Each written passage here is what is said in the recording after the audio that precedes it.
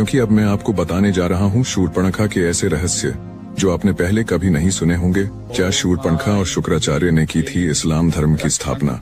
रामायण के बाद शूर्पणखा का क्या हुआ और कौन से हैं उसके चौंकाने वाले रहस्य? लेकिन उससे पहले अगर आपको यह वीडियो पसंद आ रहा है तो प्लीज वीडियो को लाइक करें और कमेंट में लिखें जय श्री राम। दोस्तों, जब भी रामायण की बात होती है तो लोग श्री राम, लक्ष्मण जी, सीता जी, रावण और हनुमान जी का नाम तो जरूर लेते हैं, लेकिन एक नाम ऐसा है जो हमेशा सबसे नीचे रख दिया जाता है। वो नाम है शूर्पणखा का। हर कोई उसे राक्षसी कहता है। लोग कहते हैं उसने भगवान राम को रिझाने की कोशिश की, उसकी वासना के कारण लंका का विनाश हुआ।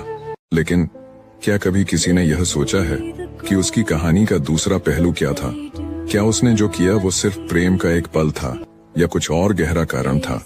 क्या शूर्पणखा वाकई केवल एक राक्षसी थी या वो अपने युग की सबसे बुद्धिमान, वैज्ञानिक और रहस्यमयी महिला थी जिसे इतिहास ने सही मायनों में कभी समझा ही नहीं? आज की इस कहानी में हम उसी शूर्पणखा की सच्चाई जानेंगे, उसका बचपन, उसका ज्ञान, उसके प्रयोग, उसका दर्द और वो बातें जो किताबों में नहीं लिखी गईं, पर अगर लिखी जाती तो शायद शूर्पणखा का नाम आज महान वैज्ञानिकों में लिया जाता। शूर्पणखा का जन्म ऋषि विश्रवा और राक्षसी कैकसी के घर हुआ था। वो रावण, कुंभकर्ण और विभीषण की बहन थी। बचपन से ही वो अन्य बच्चों से बहुत अलग थी। जहाँ रावण शक्ति और शासन के सपने देखता था, वहाँ शूर्पणखा हर चीज को समझना चाहती थी। वो सवाल पूछती, आसमान नीला क्यों है? चांद रोज छोटा बड़ा क्यों होता है? मनुष्य मरता क्यों है?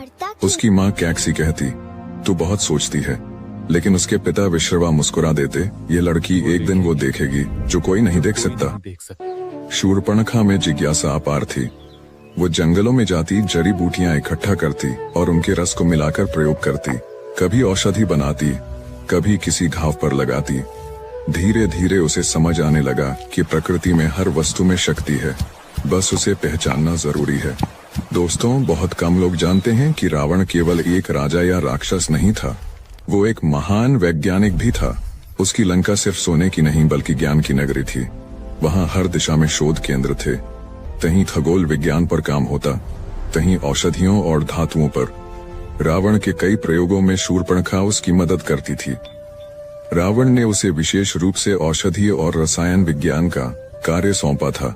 शूर्पणखा ने कई औषधियां तैयार की जो सैनिकों के घाव कुछ ही पलों में भर देती थीं। वो धातु मंथन नामक प्रयोग करती थी, जिसमें धातुओं को इस तरह परिष्कृत किया जाता था कि उनसे अत्यंत हल्के और मजबूत हथियार बन सकें।